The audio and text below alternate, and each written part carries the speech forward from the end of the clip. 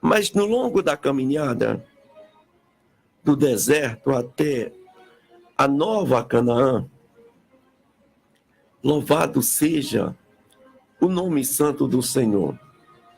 Aconteceu que este povo estava sendo ensinados, doutrinados nos ensinamentos de Deus, na palavra de Deus, no que Deus quer deles e o que Deus queria que eles fizessem para que não viesse cair, para que não viesse pecar, para que não viesse andar como uma folha seca, indo para onde o vento leva, mas que viesse ter pé firme, caminho certo, alvo certo, que é a nova Canaã, a terra prometida. Porque o povo, ele estava em uma servidão com Faraó. O povo estava escravo. Mas aqui, Moisés, como profeta ali de príncipe,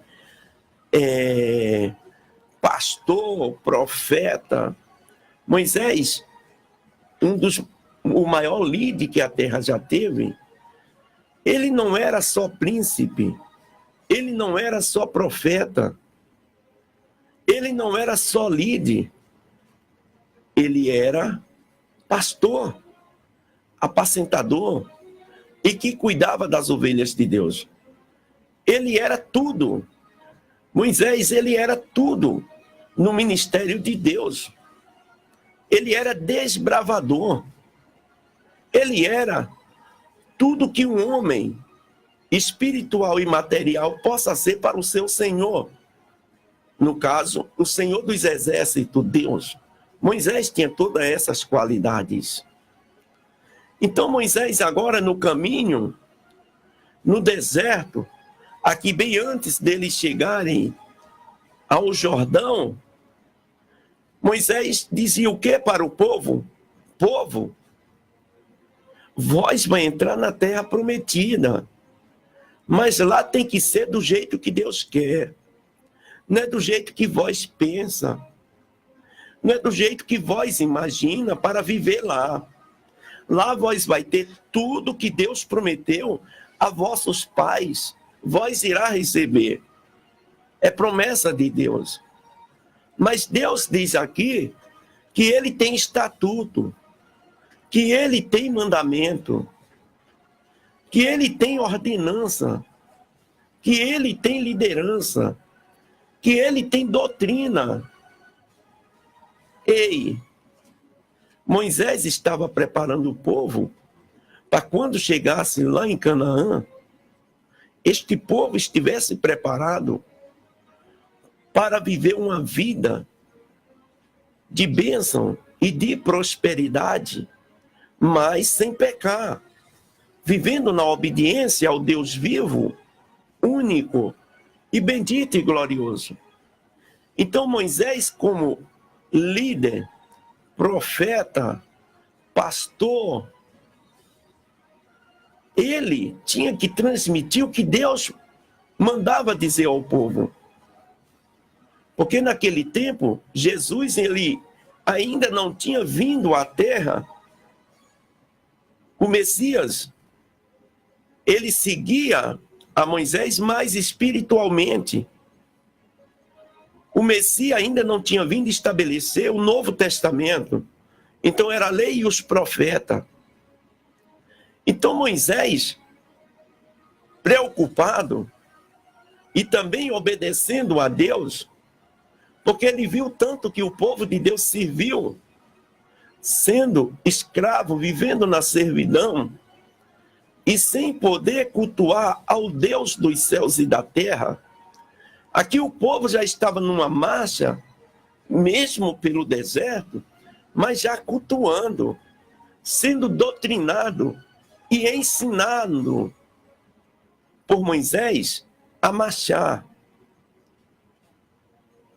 Ei, hoje em dia no Brasil e no mundo, em pleno século XXI, A doutrina, ela desapareceu em alguns lugares. Os estatutos de Deus desapareceram em alguns lugares. As ordenanças de Deus desapareceram em algum lugar. O respeito por Deus desapareceu. Hoje em dia, o povo, eles procuram a igreja não é para buscar Deus.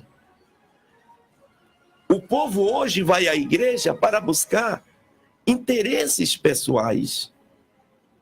Não generalizando, porque Deus ainda tem hebreus brasileiros, que são aqueles que aceitou Jesus em verdade e espírito, e que andam nos caminhos e nas ordenanças de Deus, isto é, obedecem à palavra e à doutrina. Então estes são os hebreus do presente. Estes são aqueles hebreus que hoje estão naquela marcha do deserto que Moisés estava no passado, mas sendo um pastor, apacentando e ensinando. Quantos pastores hoje em dia não sofrem, como eu também sofro, por manter a doutrina do Senhor Deus dentro da igreja? Quantos pastores não são olhados de lado por ensinar a doutrina, os mandamentos, os estatutos de Deus? Quantos pastores hoje em dia não são rejeitados porque são verdadeiros homens de Deus? São verdadeiros líderes espiritual firmado na Bíblia, ensinando a palavra de Deus e dizendo dentro das suas igrejas, dizendo: irmãos e irmãs, Jesus não quer que faça isso. Jesus não quer que os irmãos tenham o Egito em cima de vós. Jesus não quer que vós andes pelo caminho dos homens, pelo caminho de Faraó, pelo caminho de Babilônia, pelo caminho dos ideais, das coisas novas do presente. Jesus quer que ande pelo caminho que no presente hoje se chama Jesus Cristo Nazareno, Filho de Deus Altíssimo. E no passado, o Senhor Deus de Israel, o Senhor dos exércitos, que tinha os profetas, em cada templo da Bíblia, em cada segmento dos anos passados, Deus levantava profetas, verdadeiros homens de Deus, como Moisés foi levantado. E Moisés sofreu, foi ameaçado, fizeram bezerro, quiseram enfrentar Moisés, quiseram dizer que Moisés era mentiroso. Em alguns lugares, Deus teve que fazer a terra se abrir e comer aqueles que queriam devorar Moisés, por conta da doutrina de Deus, por conta dos estatutos de Deus. Moisés não abria mão. Chegou um ponto que Moisés, ele disse: Deus, me mata, porque este povo não quer obedecer aquilo que o Senhor me mandou entregar a eles. Me mata. Por que Moisés falou isso? Porque um verdadeiro líder, ele não lidera por si próprio. Ele lidera pelo seu Senhor, pelo seu cabeça, que no passado era quem? O Deus de Abraão, o Deus de Jacó. E no presente é quem? Jesus Cristo Nazareno, Filho de Deus Altíssimo. Tanto no tempo dos profetas, como no tempo do presente e Novo Testamento, a doutrina é a mesma. Deus nunca mudou. Para você ver, no passado, um adultério, para ele ser concluído, era necessário pegar os dois no ato e levar o sacerdote, para que ele decidisse o que seria feito. Sendo que na lei e os profetas, quem fosse pego em adultério era para ser morto ou apredejado. Você vê que quando Jesus estava, que levaram Maria Madalena, estava um processo de transição do Velho para o Novo Testamento. Então, o que foi que Jesus fez? Ele quebrou os protocolos da lei. Quem não tem pecado, atire a primeira pedra. Saiu do mais velho até o novo. Quando não tinha mais ninguém, Jesus olhou e disse: mulher, cadê os teus acusadores? Ela disse, não tem nenhum, Senhor. Então quem ficou junto dela? O sumo sacerdote, o pastor dos pastores, o profeta dos profetas, o rei dos reis, o juiz dos juízes, o advogado dos advogados, o doutor dos doutores, o mestre dos mestres. Ficou quem? A glória de Deus. E ele olhou para ela e disse, e nem também eu te acuso, filha. Vai e não peque mais. Teus pecados são perdoados. Jesus fez isso. Mas se não fosse um período de transição e ela não tivesse chegado a Jesus, Maria tinha sido morta apredejada. Então, o ato de adultério do passado, para ser concretizado, era necessário pegar os dois. Sendo que quem sofria a maior parte da penalidade era quem? O lado mais fraco, a mulher. Sempre a mulher pagou por tudo. Sempre a mulher, ela sofreu mais do que tudo. Porque os homens sempre ele era mais protegido. Por conta das suas famílias, do seu nome, a reputação. Então mata ela. Foi ela que me atraiu, foi ela que me levou, etc. Então, finalizando, não tinha um juiz para defender a mulher. Então, Jesus veio para defender tanto o homem como a mulher. Então, no presente, um adultério, sabe como é que ele acontece? Jesus afunilou. Hoje em dia, para um homem adulterar e uma mulher adulterar, basta, por exemplo, uma mulher ir passando na rua e o homem olhar e desejar ela. Já adulterou. E quem é que vai dizer que ele adulterou? O Espírito do Senhor. É quem vai julgar na hora. Então já está no caderno de Jesus. Adúltero. Você adulterou. Tem que pedir perdão. E antigamente tinha que ser pego. Está entendendo? Para poder o ato de adultério ser confirmado. Hoje em dia o adultério é feito só em você olhar a mulher e desejar. Pronto, se você desejou aquela mulher para lhe satisfazer, você já pecou, já adulterou. O Espírito do Senhor, ele já lhe tocou.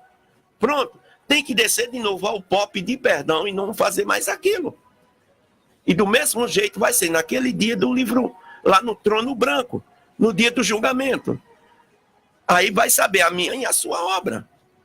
Então é por isso que os pastores do presente, que pregam a doutrina e o reino de Deus, como Moisés pregou, como Josué pregou, sofreu muitos. Mas as vidas é de Deus. Quando Deus levanta um líder na terra, um pastor, um presbítero, um diácono, um missionário, uma missionária, uma diaconisa, um diácono, um levita, seja o que for ministerialmente, um porteiro, é para ser líder naquilo que Deus lhe ordenou. E não baixar a cabeça. Porque tudo que nós fazemos não é para nós, é para Deus. Então ele é quem nos justificará. Então Moisés estava ensinando o povo hebreu para quando chegasse na terra prometida, não chegar com a escama do Egito, a escama de Faraó, a escama dos deuses do Egito, a escama dos deuses de Babilônia, mas chegar limpo e puro, pelo fogo santo, pelo azeite santo, pelo olhar do Senhor dos Exércitos, para lá eles prosperar mais na bênção de Deus. Então o que é que Deus fez? Eu vou botar vocês numa terra, mas eu vou derrubar o altar das 7 nações mais poderosas, da além do Jordão, para que, quando vós entrar, os altares de Satanás estão jogados por terra. Não tem mais altar. Os nomes dos deuses e as imagens dos deuses, Deus queimou com fogo e também apagou os nomes deles daquelas terras aonde o povo de Deus iria habitar. Então, a partir daquele momento, o nome que iria ser glorificado e o altar que iria ser edificado na terra prometida era o altar de quem? Do Senhor dos Exércitos, do povo hebreu. Então não podia ter mais nada do Egito e de Faraó. Então Deus acabou com todos os reis e dizimou e acabou com tudo. Então Moisés, por outro lado, já estava preparando o povo, tirando as últimas camas que estava em cima dos hebreus, que era lá do Egito, da Babilônia.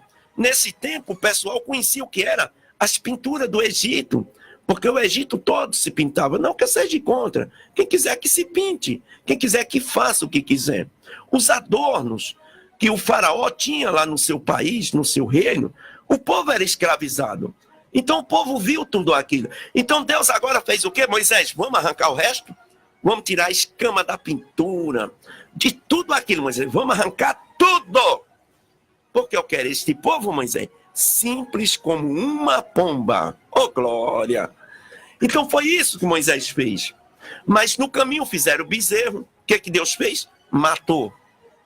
Matou a turma do bezerro. Os que não se arrependeram desceu ao fio da espada. Porque no céu não entra pecado. E Deus é quem abate o joio do meio da igreja. Deus é quem passa a espada. Vai depender de quê? Do anjo da igreja. E quem é o anjo da igreja? O pastor, o apacentador.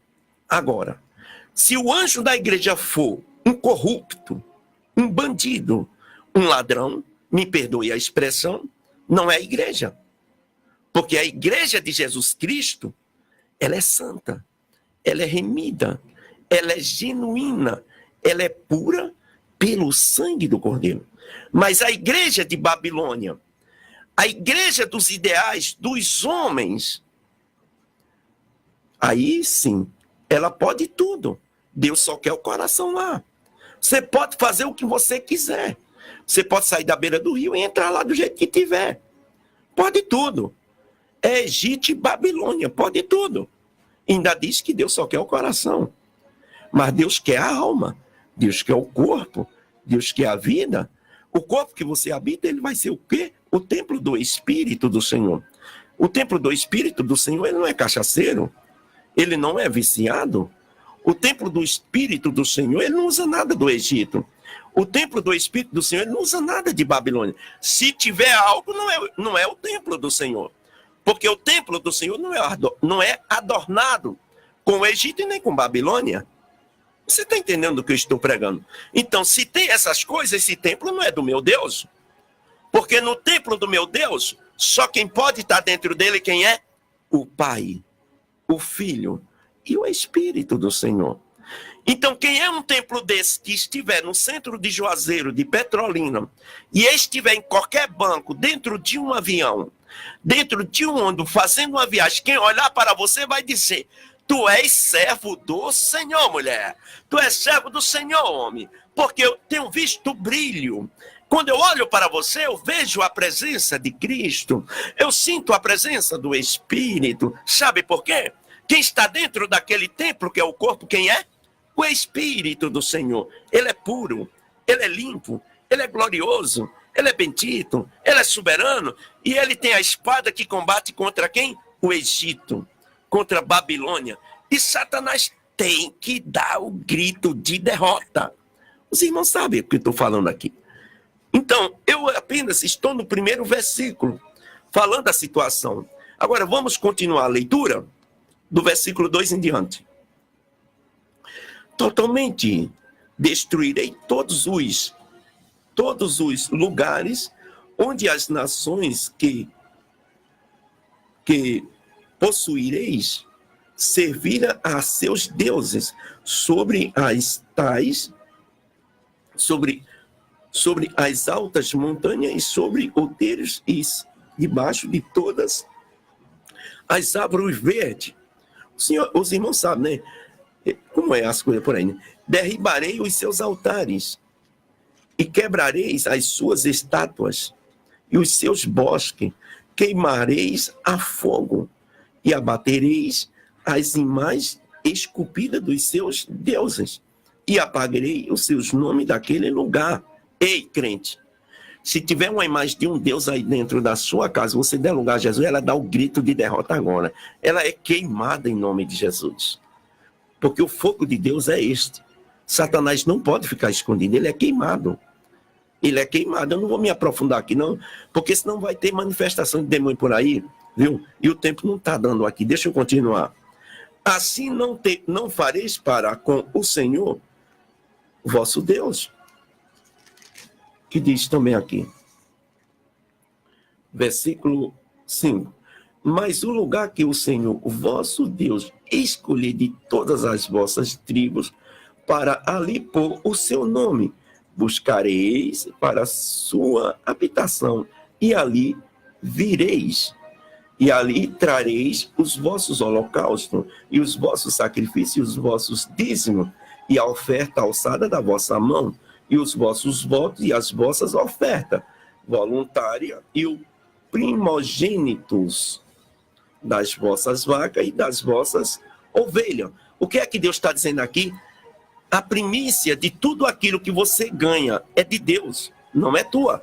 E você não pode tocar no que é de Deus, senão não vai ser próspero. Está entendendo? Segundo, no versículo 7.